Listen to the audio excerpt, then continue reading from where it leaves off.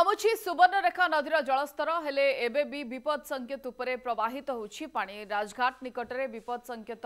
10.36 थिबा बेले सकाळ 6टा सुधा जलस्तर ह्रास पाई 10.39 मीटर प्रवाहित होउछि। सेबली जामशोला घाटरे 48.50 मीटर जल प्रवाहित होउछि।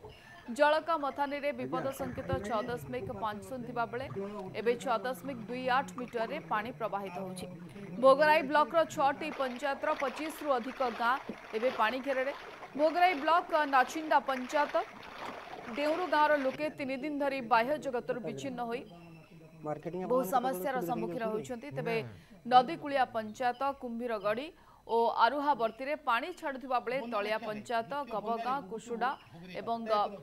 खरीद एवं पिपल नाचिंडा आदि अंचल रे पानी बढ़ुथिबा देखिबा मिलिछि। सुवर्णरेखा नदीर ये द्वितीय बन्या जो कि भोगराई ब्लॉक रे 6टी पंचायत हजार हजार लोक ए जलबंदी अवस्था अच्छी। मुझे बर्तमान जो रही नाचिंदा पंचायत डेउर गाँव चित्र एवं भी आंठुए पर पानी गाँ भितर लहड़ी मारुची। यार भितर अनेक लोक अभियोग कर प्रशासनिक अधिकारी आसुंती ना कौन सेवा बा कौन सहायता मिली केवल निज चेष्टार जीवन काटुंट तलियावासी अर्थात सुवर्णरेखा नदीर ये हूँ लोकों एक दुर्विषह। जिते नदीर बन्या आसे से तलियावासी गोटे विपद पलटे कहीं ये जो अंचल आप देखुं सामान्य वर्षा हो कि पश्चिमबंगर उद्भूत पानी हो ये पानी बढ़े गाँव में पानी बढ़े और ये समय जो मैंने जीवन काटती से कि बचे और कि जीवन काटे गोटे बड़ चैलेंज पलटे।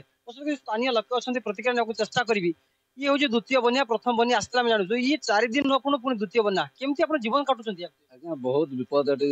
विपद जीवन काटुचु एटा अभिशप्त गोटे हूँ भोगराई ब्लॉक जहाँकि बारंबार बन्या आसे किंतु आम कथा प्रशासन किसी बुझेनि। एवं देखो द्वितीय बन्या 3 दिन है कई प्रशासन पहुंची नहीं तारी पाखे खाद्य पानी ना रेसन आने को जाना गले पानी अटे पानी कई किए बुड़ी जाऊँगी तेणु ये कह क्या शुणव किए चाष तो धोईगला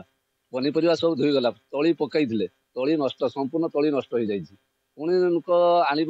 बिहान आण गजा हम ना तेणु गजा मरुड़ी कहले एक प्रकार चलो आ चाष एपट हेब ना। जिलापाल आसले आरडीसी आसले नदी बुलिले प्रशासन को जो मैंने अच्छा अधिकारी निर्देश देते रंधा खाद्य शुखिला खाद्य और गाई गोरु खाद्य ये सब जगह निर्देश दे प्रकृत किसी आसीना आज्ञा किसी आसीना से जब जिलापाल आसले से रोड रोड जाइए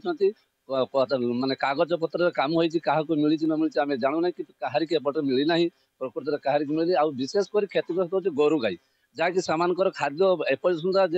आने बिल जो घास आणिक दौले से सब मिलूना तेणु गोरु गाई बहुत असुविधार अच्छा। प्रतिक्रिया शुणुले जो कथा कहते कि समस्या भितर गति कर अधिकारी मैंने आसुँच रास्ता आप बुली जाती किंतु ग्राउंड जीरो को आसुना कि समस्या भितर जहाँकि अवगत होना आपण मैंने जो पानी भितर राति होची राति भितर केमती कोन आपण रहउछंती रातिर बहुत असुविधा भितर हम रहउछु केतले लाइन भी रहउछि नउछि अंधार रे हम बसी रहउछु सापर भय रहउछि तेणु घर बाहरी होनी कोटी छुआ मैंने भी केतले खाइते पाउना केतले बिस्कुट आनदेले दुकान भी किए खोलुछि भय खोलु ना प्रशासन देखा ना आठी लोक चलियो कि बोट देइछु लोक माने जीवा आसबा करिवे सामग्री प्रशासन मोटे ना खाली कागज कलम रो तो होई पारे किंतु एठी केही आसंती नहीं। प्रतिक्रिया जे वास्तव में ग्राउंड जीरो लोकों स्थिति कहूँ ना कौन अधिकारी ना कौन सहायता केवल कागज कलम रे सब कार्यकारी होती ये दृश्य आप देखुए जे गाँव जो मैंने उच्च घर से ही रोषेबास कर खाऊँ जहाँकर घर ना से किए दिन में खाऊ किए राति खाइक पाऊना यार भितर 3 दिन पूरी हेले लोकों दुर्दशा आगक आग बढ़ुची जदिव नदीकूलिया पंचायत 2टी पानी कमुची हेले नदी भीतर पट जो अच्छी बंधपट गाँ ये गाँव में वर्तमान समय पानी बढ़ुची तेज आहरी 2 ରୁ 3 दिन ये गाँव में पानी जमी रही जहाँ लोके कहते प्रकृत में सरकारी सहायता एम पाखु पहुँचब कि एमाने निज चेष्टा बंची रही समय कह। बालेश्वर जिला भोगराई सुशांत मंडल कनक न्यूज।